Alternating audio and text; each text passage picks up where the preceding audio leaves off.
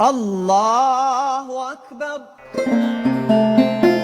একই ক্যাম্পাসের চেনা ঘাসে যার সঙ্গে হেঁটে বেড়ানো, ক্যাফেটেরিয়ার আড্ডায় যার হাসিমাখা মুখটা ছিল নিত্যদিনের সঙ্গী, সেই প্রিয় বন্ধুর নিতর দেহটা যখন নিজেরই সামনে কফিনবন্দি হয়ে পড়ে থাকে, তখন চারপাশের চেনা জগৎটা মুহূর্তেই অচেনা হয়ে যায়। ইসলামিক সোসাইটি অফ টাম্পা বে এরিয়া মসজিদে যখন জামিন লিমনের কফিন এসে পৌঁছায়, তখন সেখানে উপস্থিত সবাই শোকে ভরাক্রান্ত।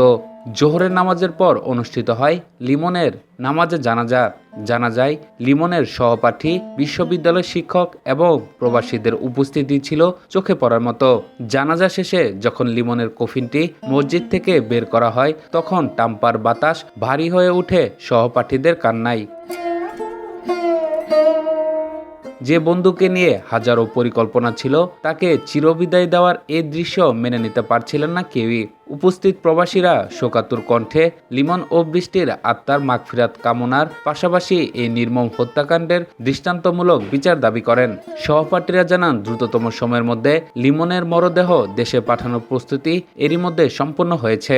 এদিকে দুই শোকস্তম্ভ পরিবারের আর্থিক সংকট দূর করতে লিমনের বিশ্ববিদ্যালয়ের কর্তৃপক্ষ ও সহপাঠীরা গড়ে তুলেছেন একটি বিশেষ জরুরি তহবিল। বাংলাদেশি কমিউনিটির সদস্যদের লিমন বৃষ্টির পরিবারের পাশে দাঁড়ানোর আহ্বান জানিয়েছে বন্ধুরা।